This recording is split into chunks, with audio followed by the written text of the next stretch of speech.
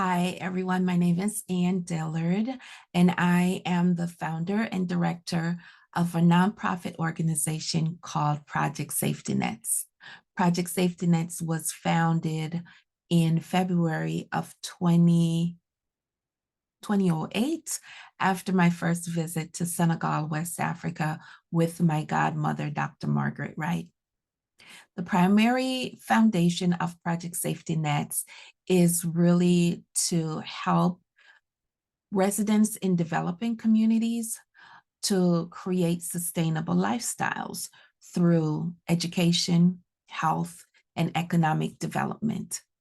In this presentation, I will be sharing with you briefly about one part of our economic development, and that is talking about microloans. So we started distributing microloans back in probably 2010.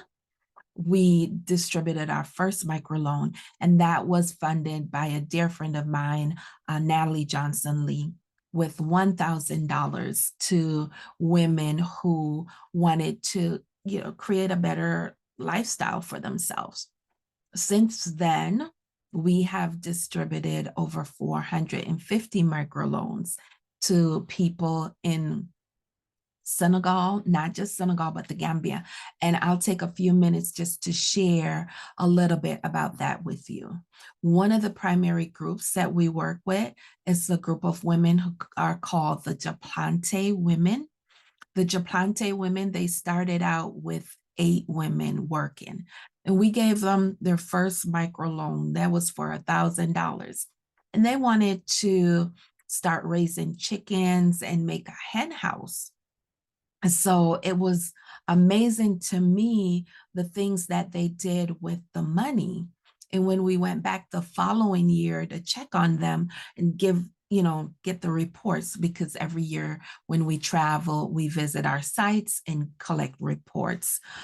And they shared that they started 2 different hen houses, one on the north side and one on the east side of town. So I'm looking and I'm puzzled and I'm saying, why are you starting 2 hen houses? Why not pool the resources together? And that way, you only have to buy one set of this, one set of that. But little did I know, I was in for some education.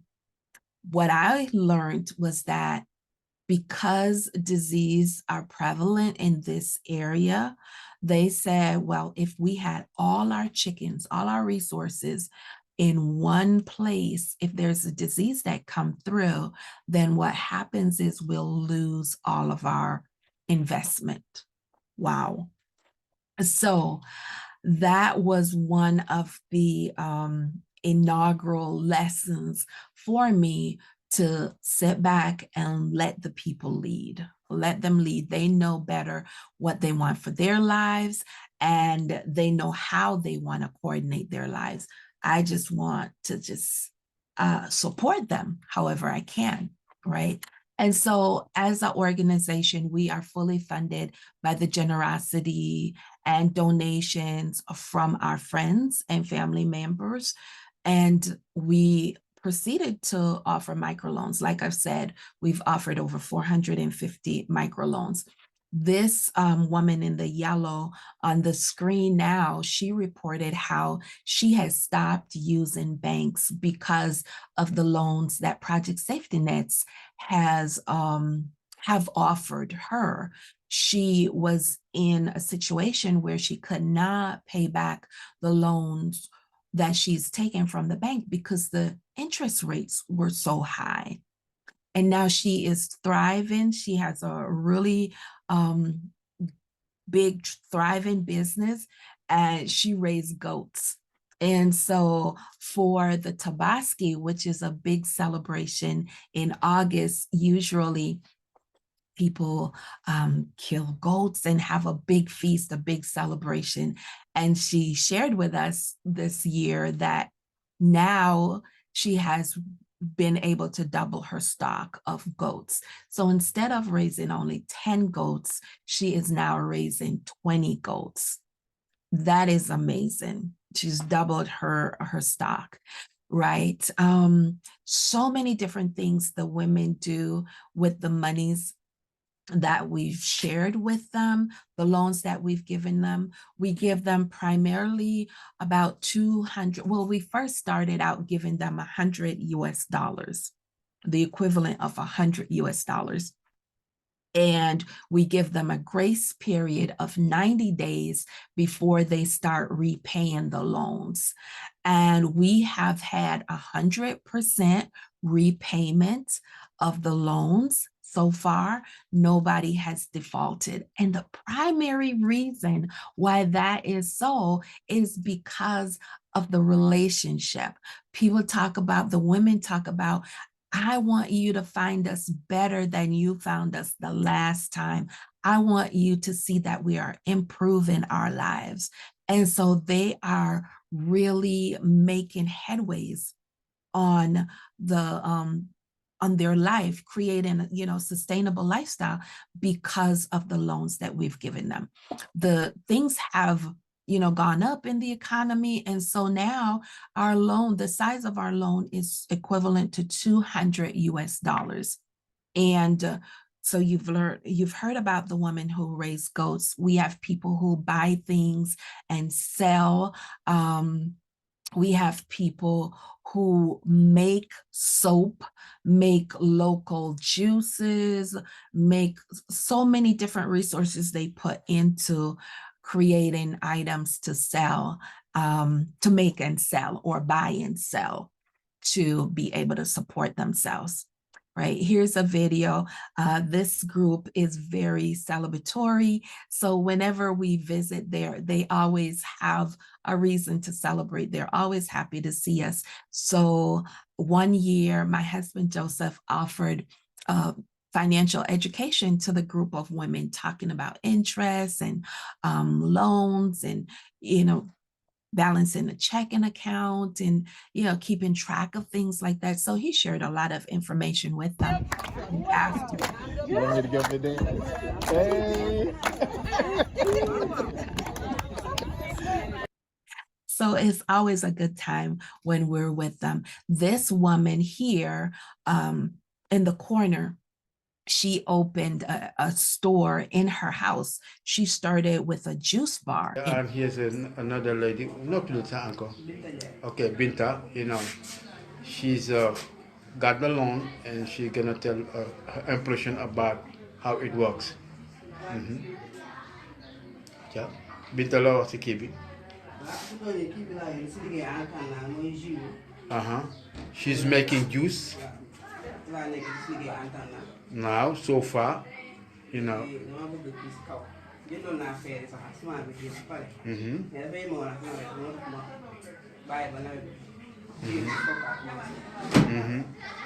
so far, she's working and selling juice from her pad, and it works out well. I saw kids coming here and buy juice, ginger and stuff like that. Buoy, monkey breadfruit, all kind of stuff like that. That the kids are coming in the neighborhood and buy, and it works out very well. From the one, and she said, "Thank you very much for the project Safe Putty Nets." In the meanwhile, also she had another business in the city, a small shop. C'est bon, hein? C'est bon. So that was Binta, and she shared about her store.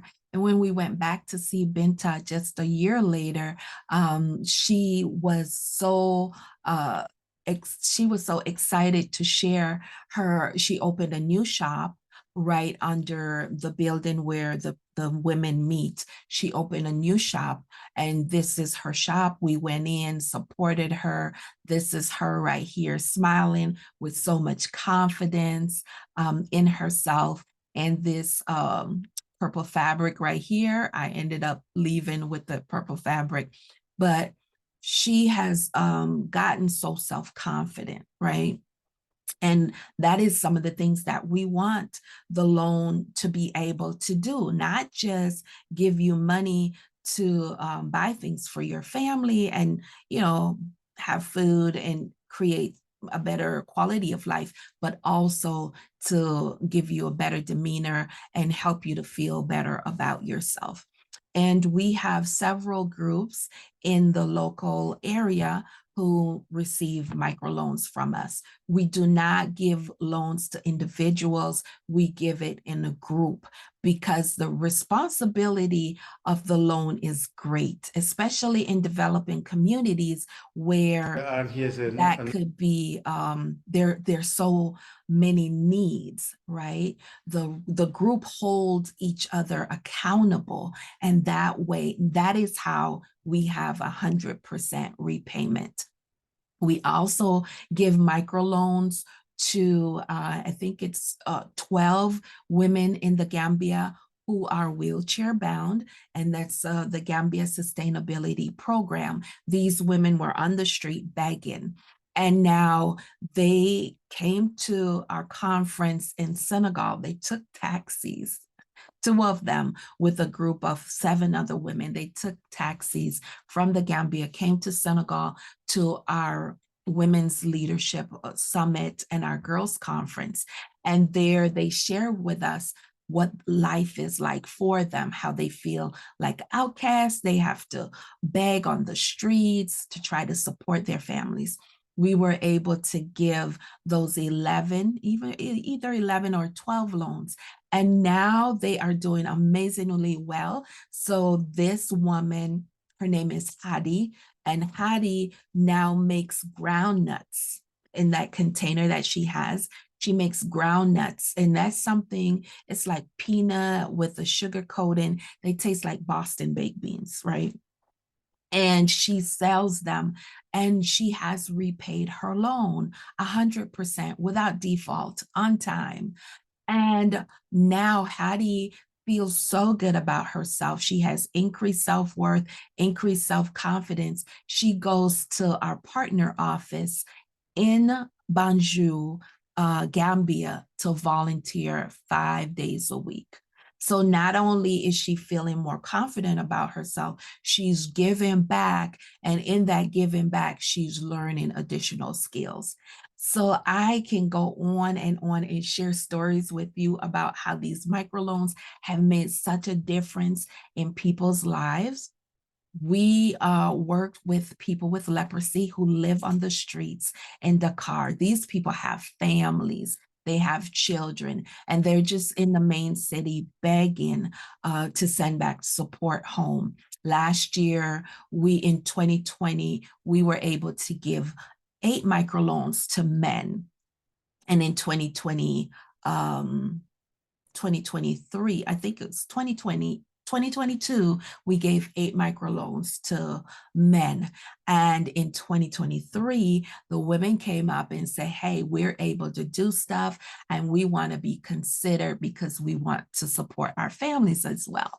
So lo and behold, Miss Natalie came through again and gave 5 microloans to 5 women with leprosy who are now beginning to establish their businesses and to create sustainability for them and their families.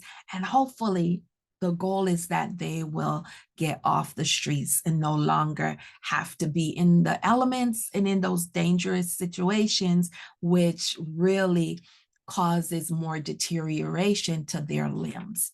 So last year, we gave 8 to the men. They have repaid those 8 loans and they are so happy. And when we talk to them, they talk about the restored dignity. They feel a sense of dignity that they've never had. And now they have the desire to do more, right?